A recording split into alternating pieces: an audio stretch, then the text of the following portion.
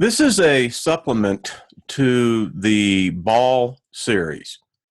And what I have done is condensed this down in timelines for those of you, many have asked, on how religion of our species, Sapiens, actually developed. So this is a timeline of Sapiens religion going back from about 10,000 BC to 2000 AD. Now, I need to put a footnote on here. Although there are no records of earlier Sapiens prior to 6500 BC having an organized religious view, it cannot be assumed that there are no organized beliefs in a higher existence. We just can't assume that. Nor can it be ignored that from the beginning of Homo sapiens, there is little evidence early sapiens had any organized religions.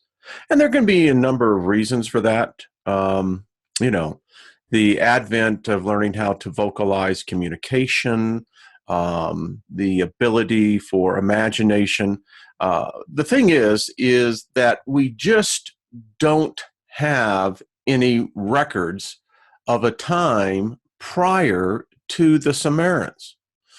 It's just that we have no records. It's not to say that there isn't other firmly established regional beliefs. Most likely there are. We just don't have the records, and that's the problem. No records found. So taken from the Sumerians going forward, what we have to also realize is that in this area known as the Fertile Crescent, where the second advent of man, Homo, in this case, most likely sapiens, emerged. It had a greater influence. It's where civilization, culture was not only documented, but flourished and began to spread. So the character Nimrod, which there are records acknowledging there was such a king known as Nimrod. And what history has recorded, but what those who have tried to manipulate the history cannot hide is the fact of what the influence of this, who knows, I contend, hybrid, alien hybrid, came and actually today still reigns supreme in all religious beliefs across this planet. Just think about this. It all began in Babylon. Christmas, Easter, the Trinity, nameless Lord worship, the cross used in worship, the hell fire doctrine, soul immortality, purgatory, the Sunday, and the sunrise worship. These are just the reality. Now, as you probably, if you went through the entire Ball series, what you come to know, of which most of the world doesn't know, it's not taught in schools, not taught even in your religious institutions, is the impact of the Phoenicians. Phoenicia was way ahead of any Hebrew. You got to remember this. There is this false sense that people are so anchored to that they really think that the whole world revolved around a Semitic nomadic tribes, while the rest of the world was flourishing in culture, knowledge, understanding, enlightenment. And we have the Phoenicians to thank for this. Their trade routes are now well documented. They are most likely the first representatives of the East to the Americas, is how far it goes. And when you look at what the Phoenician world brought, look at what they traded in. They traded in ivory, silver, gold, copper, lead, oil, salt, tin, cedar, grain, glass, and religious documents. In fact, the religious documents and the documents in general was a major portion of the Phoenician economy of trade. It's how ideas began to spread and disperse. And then you can begin, and if you are just reasonable and think about it, you can see how one region that may have been isolated, suddenly a trade route is established, and now all of a sudden cosmopolitan influence starts rushing in. It alters and changes that isolated culture. It's just the way it is.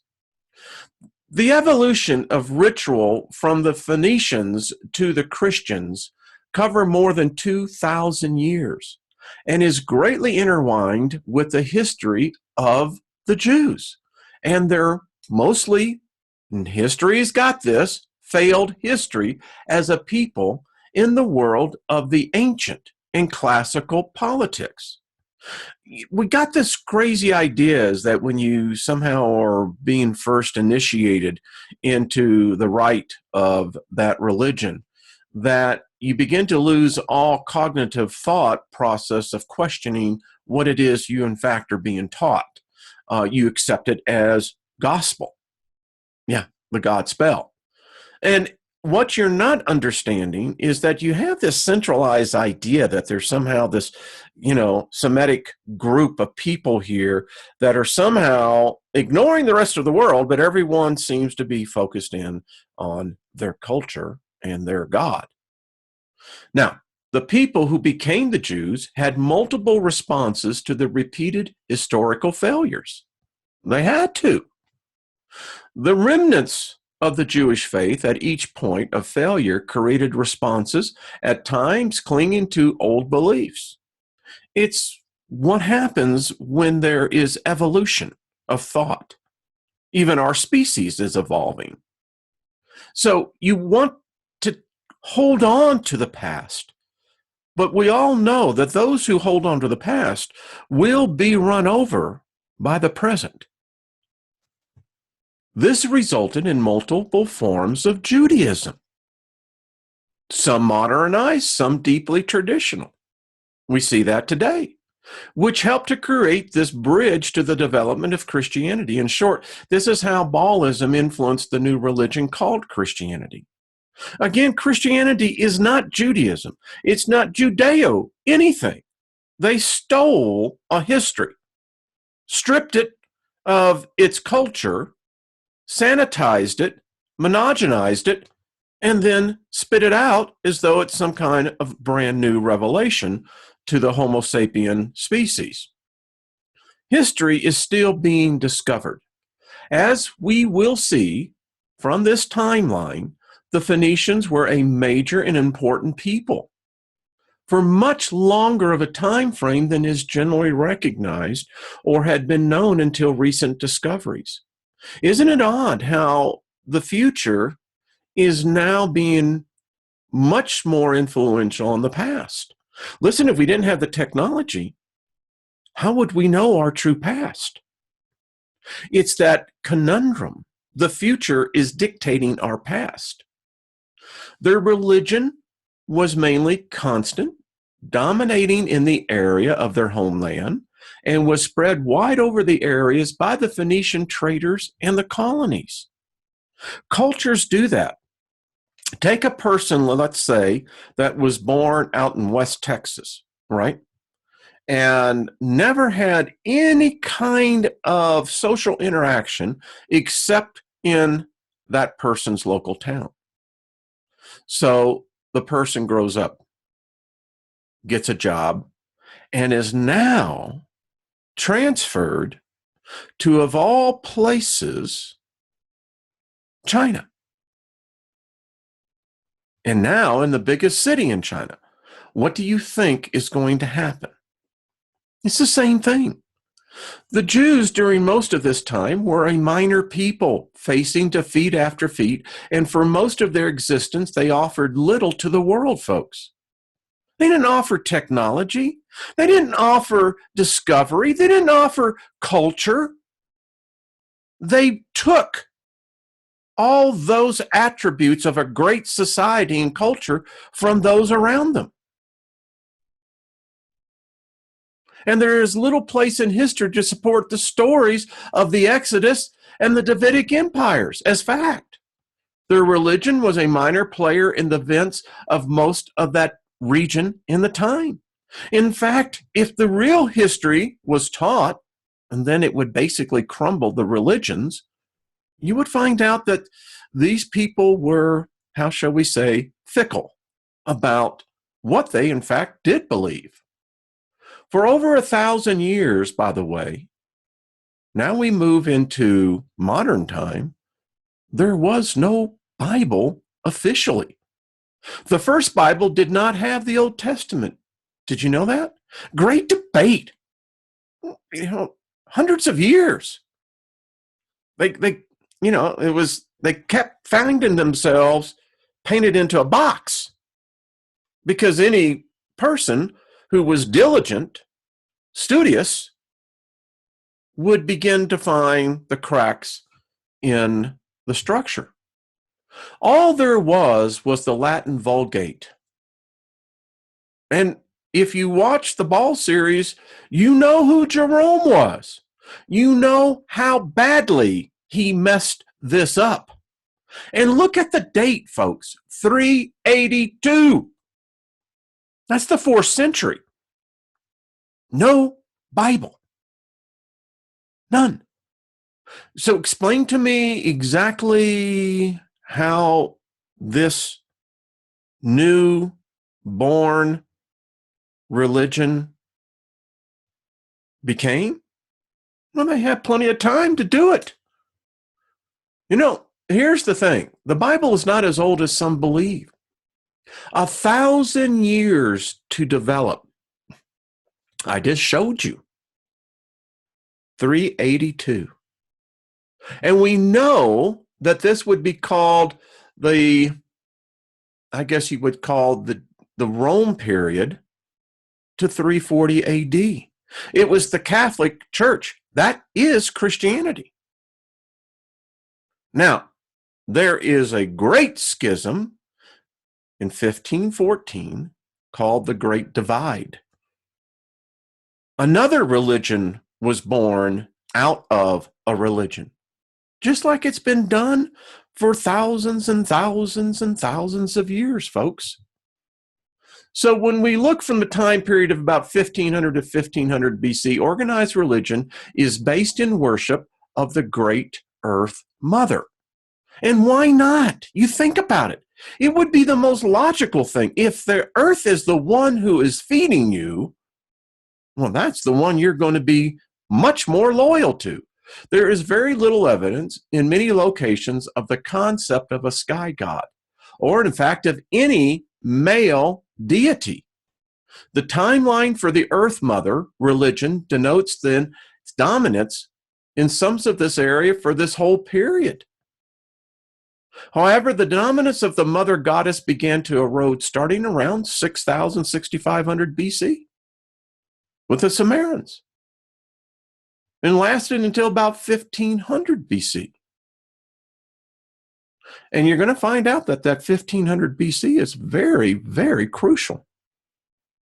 Phoenician religion evolves out of the mother goddess concept and is incorporated in the general religious views of the Mesopotamians and Egyptians, and becomes greatly influenced by the sky god concepts of the Semites, and later the Indo-Europeans.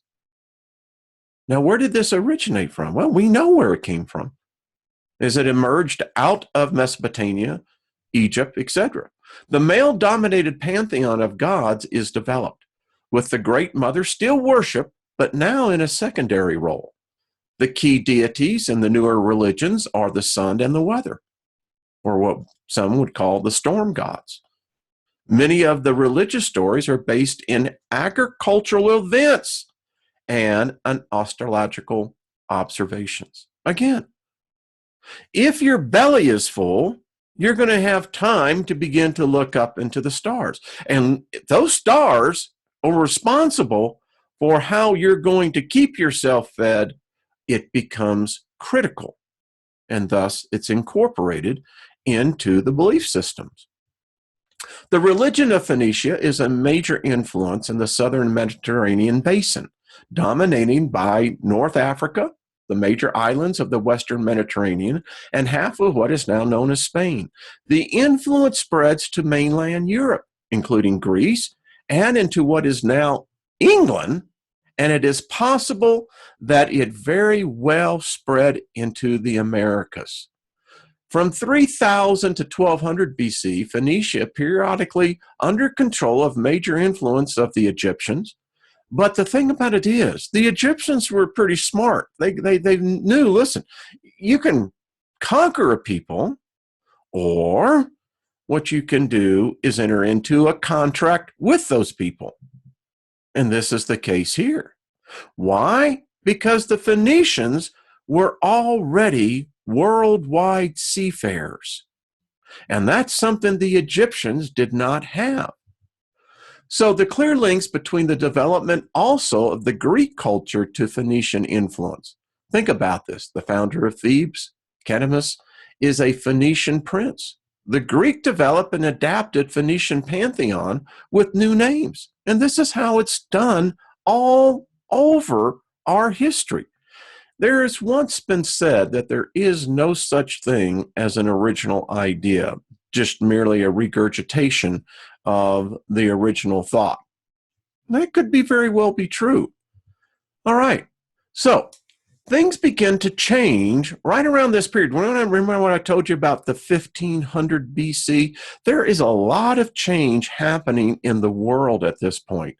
And when you stop and think about how rich the culture is already in other societies, other cultures, compared to what is presented in the Bible, it's quite a different reality, isn't it? So, think about this. When the sea people, and we did this, the Hyksos people, it's kind of weird. I mean, they called them the sea people because that's where they came from. And they were definitely warriors, and they were a people of a fierce force. And so when the nomadic people began to move, and this is because of weather, oddly enough, yes, weather. If you look back in that time, major shifts were taking place on our planet weather-wise. The Earth was actually being influenced by something. It very well could be Nibiru, the destroyer. What we do know is that something happened here. And as a result of this, you have great displacement of people. Then you have the eruption of the Santorini volcano that is like Mount Vesuvius. It literally changed the weather of this region. And then you look at what happened to Crete, what was happening to Egypt. Now, Phoenicia survives and becomes more independent and more dominant in the Eastern Mediterranean area.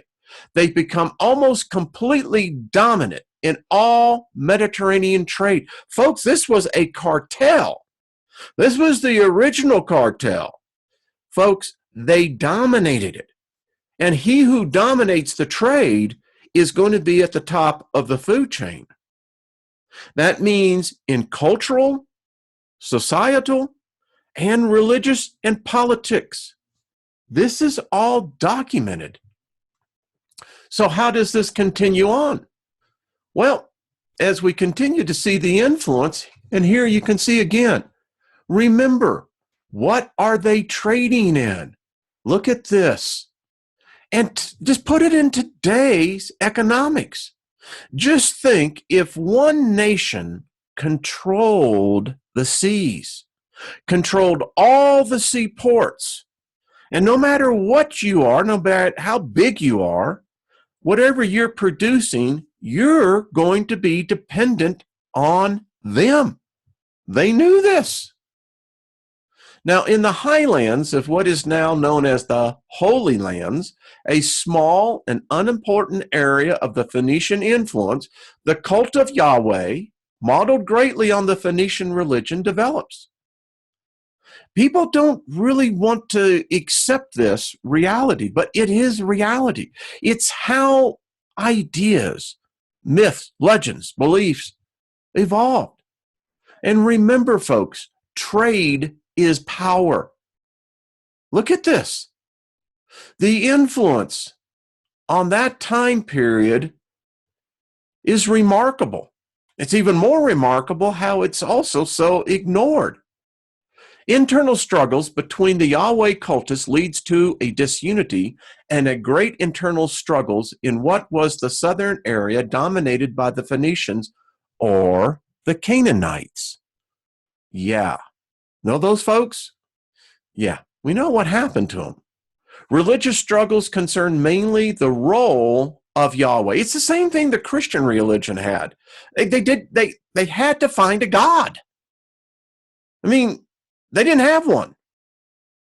And Baal was one. There was 3 others before it eventually became Yahweh. The debate was over whether he was a sole God, a chief God, or just a God. Now, I want to bring this point out.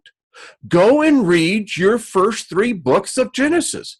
You have this exactly laid out. The debate continues. There were also questions over the proper ways to offer prayers and sacrifices to him and other gods. You see, what was this purpose of sacrifice? It had been handed down to them. If you believe the cockamamie story of them with the 500 years in Egypt exile, okay, no evidence of that, but let's just say that there's no way they would have ever developed their own religion. Why? They were integrated into the culture. It only takes 2 generations. Mostly, the proponents of Yahweh are in an inferior political position throughout this period. They didn't get their way. But what happens when you have a small, pissed off political group that seeks revenge at all costs? Still happen today, folks. So the Canaanites, the one thing the modern religion today, particularly in this case, we'll have to go with the Christians because they don't really know what they're. Listen, I was one for 50 years, so I got room to talk on this. Didn't know what we were. Listen, the history of the Canaanites was given what we saw being played out from the book of Joshua forward. They were dirty people. They were heathens. They were corrupters. They had no morals. They had no, how shall we say, civility. That is a blatant lie. It is exactly the antithesis of what they were. It was, in fact, the Hebrews that got their culture from the Canaanites. It's just history. Look at this. This is the Canaanite 1500 BC. Where do you see any Hebrews? Where do you see any Jews? Huh? No. They were non-existent. Now, you can gloss over this and try to recreate a fantasy history and try to manipulate, but the facts of the matter are, when you look at the beginnings, the roots, there's no substance of foundation. And then you look at the Phoenician influence. It is the Fertile Crescent. They developed the trade routes, folks, the influence. Yet, it's not talked about. Now, you look at the Assyrian and the Neo-Babylonian domination of Eastern Mediterranean. This is important.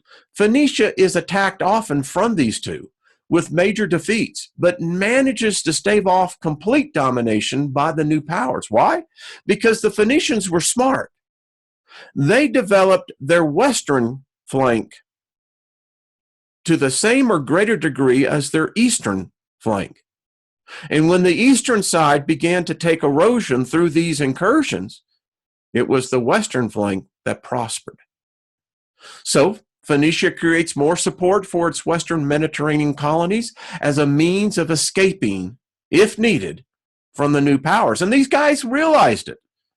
Minor and relatively unimportant, the Semite Yahweh's kingdoms, Israel and Judah, are both destroyed with minimal effort by the superpowers, and the people there are mostly exiled. You see, most of the time people forget this history. There never was a united Israel. They split up almost right from the day they got in there, and, well, you can take whatever term you want, moved into the neighborhood. So, we look at 600 to 550 BC, the Yahwist, the Hebrews, nope, there's no longer Hebrews. The children of Israel, nope, not that anymore. Now they're Jews. Yahwist.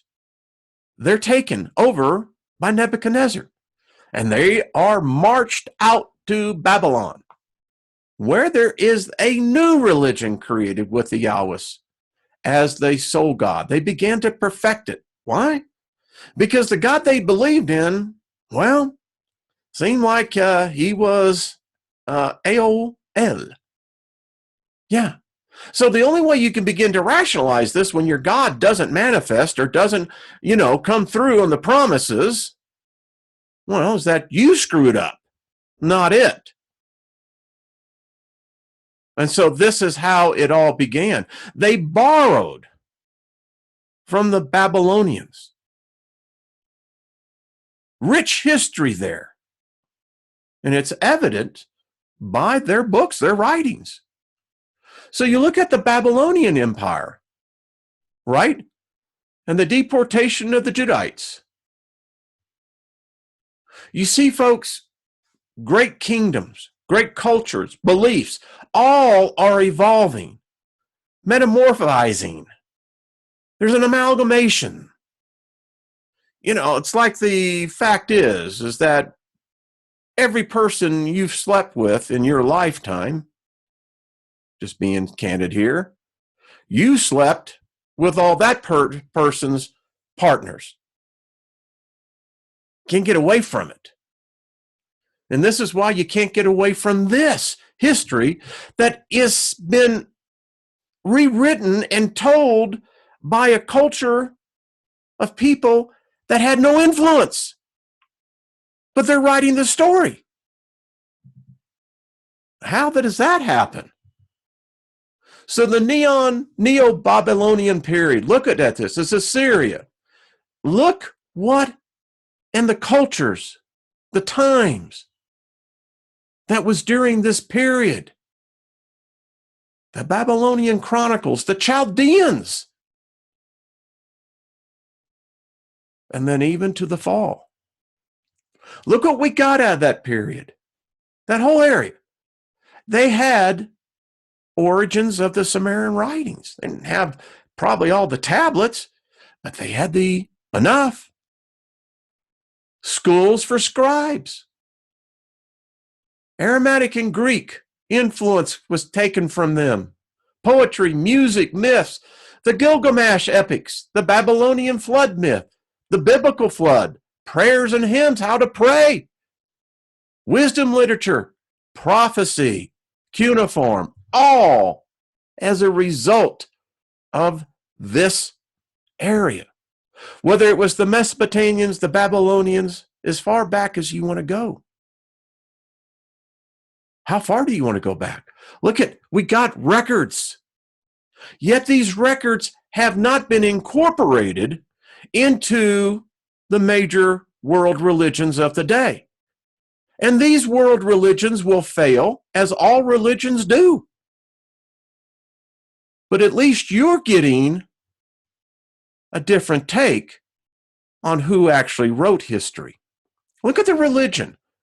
Marduk and his son Nabu, the Babylonian gods, the temples, the rituals, the priests, the personal idols, divination, astrology, istopology, the New Year's festivals, morality.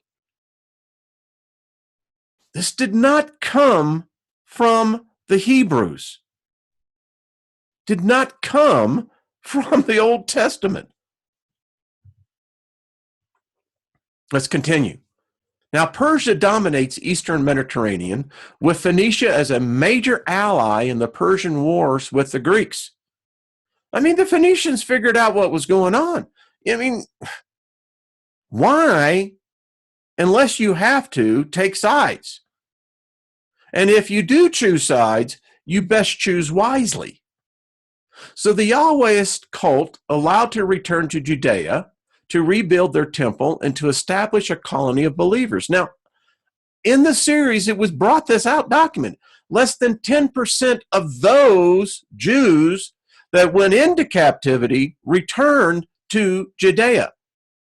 There are 4 major divisions of Jews at this time: returnees, those in Babylon, those who had fled to Egypt at the time of conquest, and those who had remained in Judea at the time of conquest. Persian religions influenced the whole area with new concepts of dualism, of heaven and hell, the existence of the devil, the resurrection of the dead, and many other new ideas which influenced all the religions of the area, including the Jews. These are mostly resisted by the Phoenicians in an effort to maintain cultural, if not limited, political independence. We see it today, folks. When you see trends, when trends become more than just trends, but now become adaptive to the culture of the society, it changes political views, it changes cultural views, it changes societal views, it changes religious views. And that's how people are conquered. You don't necessarily have to go in with bullets or a great army. You can take over a people much more easily through their bellies and through their pocketbooks, because that will be their religions, all based on the same thing. So in 325 to 150 BC, another shift has taken place in what we would call the collective consciousness of Sapiens. The Hellenists, the Greeks, their conquest of the Eastern Mediterranean and the cultural domination of the area. Alexander the Great. This is what the Greeks were best known about. How they could literally take over an area and be so slick about it that the person who will stand and hold up their holy book and shake it to the sky and everyone else and say, this is the true word, never realizing it's not a word of anything but a thought. But the Hellenists, the Greek, they knew how to do this. It's like, fine, bring your book. That's cool. By the way, here's our book, and now your book is going to become part of our book. Now, are you going to protest? No. What you're going to think to yourself, this is fine. I'll go ahead and say that I will, but I won't. But you end up doing. Yeah. So Phoenicia suffers great defeats and loses trading control to the Greeks. Phoenician remnants, including Carthage, put far greater efforts in the Western Mediterranean, including Spain. So this was the retreat that eventually took place. So the Hellenistic age, diffusion of Greek culture, fusion of East and West, cosmopolitans. Yeah, look at this. Look at this. Scientific culture, Potomac currency, money, trade, religion, politics, all coming faster and faster, technology, advancements, all becoming what it is. Now you look at the Hellenistic age to what took place here. So you go from Greece, start moving westward. Now you get all the way over into Antioch, you get over into the Potomac Kingdom, Ptolemy, and go all the way over now. Look how far we're going. Holy crap, we're getting closer over there to Rome, but not quite. So we know the influence of the area. The classical worldview, Hellenism, mostly replaces ancient world, at least as the dominant cultures of the rulers. How would you today describe modern times in the year 2018? Well, what you would call this would be the modern age. This is the age of enlightenment. You see, it's just the way it is. It just repeats. So Phoenicia loses in the war with Alexander, also in the Punic Wars with Rome. Carthage is destroyed, so is Phoenicia, except for the influence. So the Hellenized, Spain and the other areas of the Phoenician influence are occupied by Rome. So in 140 BC to 140 AD, the Jewish wars of resistance against classical domination. This is documented in Josephus's works. You can read this. You can find out what was taking place with that culture. But you have to remember, there was even a greater influence being uprooted. So from the Judea rebels against the Greek successors to Alexander, because when Alexander died, remember his 4 generals split up his kingdom, unifies around religious issues. The one that took over in the Judea area, they immediately set up 50 cities that were Hellenized. Those were post. It began to spread from there. Now, you can read about this in the Antiquities of the Jews, in Josephus's works. So this creates belief independent states, the second Jewish commonwealth. This is what happens. And under strong Orthodox religious efforts, forced the converts of the people of the area, including Galilee and southern Phoenicia, to the Orthodox Judaism. Jews offer alternative worldviews to both the ancients and the Hellenization. Now, what they did not realize is that in the Maccabee Wars, that when the priests that were of what they thought was the true Judaism, well, it already had been lost. They didn't even know the name of their God. All their documents had been destroyed, folks, when who came in? Nebuchadnezzar. They didn't have access to them. Now, rumor is that some survived, but there's no truth. Well, there's nothing that can be proved of that.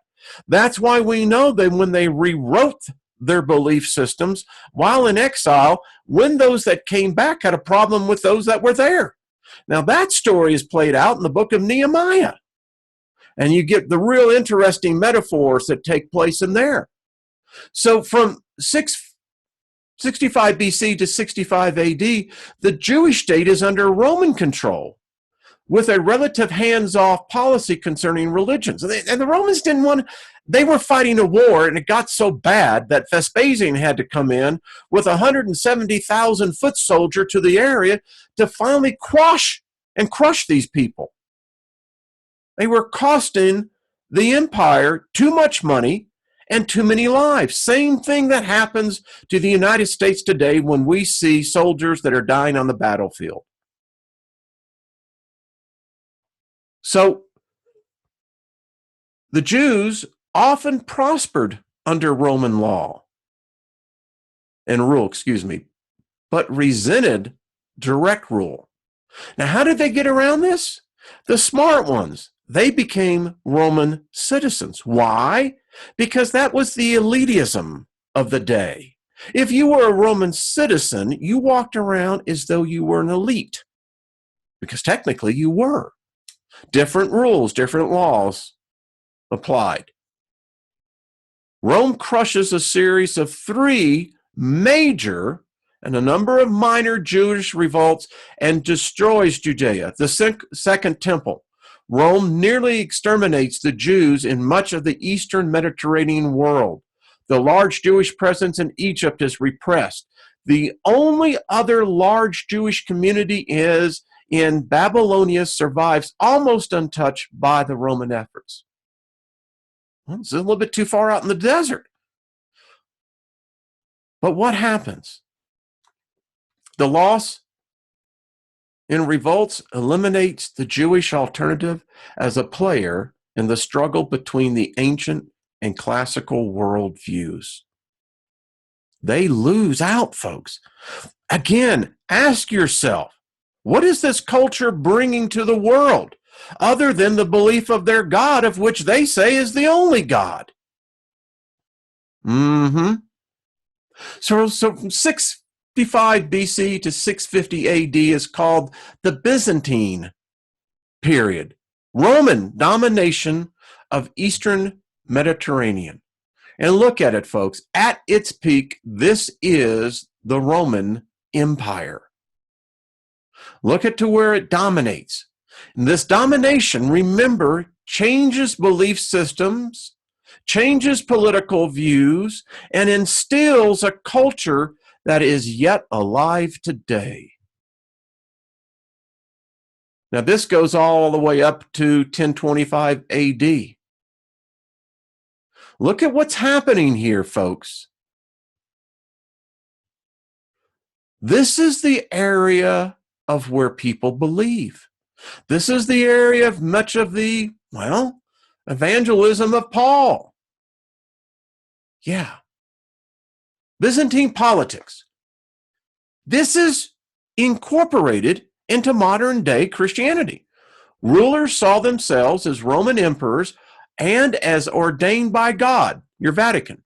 Government was seen as a continuation of Roman Empire. Well written in your Bible. Yes. Paul did a good job on that. Emperors were head of governments and the church. And the church. And the church.